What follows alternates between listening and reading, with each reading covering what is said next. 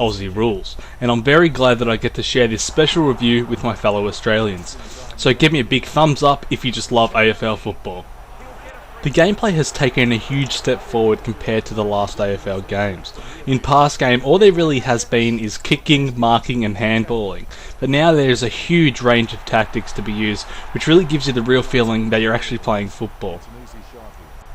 They have added features to this game, such as being able to bump your opponents to take a great contested mark, and also letting you choose your tactics, whether it's being able to lead for a mark, or even running by for a quick handball to get the play moving. The controls are a little daunting to begin with and can be pretty confusing. The first 2 or 3 games I played, I had the thought process that this game was way too complicated for a sports game. However, as I continued to play, I realised that once you get used to it, you can really start to be crafty with how you play, and there's nothing more satisfying than pulling off a great handball than running along the boundary and kicking a banana kick to get a goal. Something that have changed which some of you might like and others won't is the fact that you can't upgrade each player with points after each match. Now instead they level up or down depending on how well they play. There are some things in this game, well, let's call them flaws, shall we, that really draws you away from the realism of the game. An example of this is the fact that AFL Live really revolves around tackling and ball ups. There's an unrealistic amount of both of these, which not only stops the play, but it isn't enjoyable to play.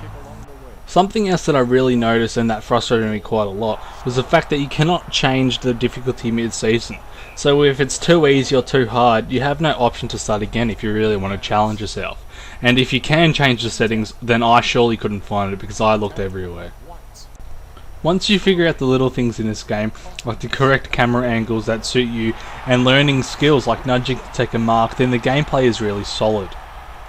There is only one thing in this game that has actually gotten worse, and that is the commentary. And there isn't much to say about it, but they do repeat themselves a lot. Along with the single match and the AFL season game modes, there is now online gameplay.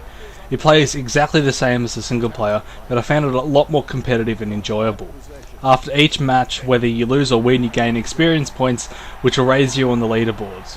There can be a little lag, which is sort of noticeable, but because everyone is in Australia, it doesn't happen too often.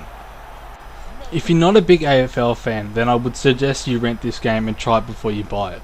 But if you are a fan, then this game is a must for you. It'll give you a chance to make your crap teams in real life premiership winners. I rate this game a good 7 out of 10, and I really suggest you play 10-minute quarters, and that way you'll get the real feel of the game.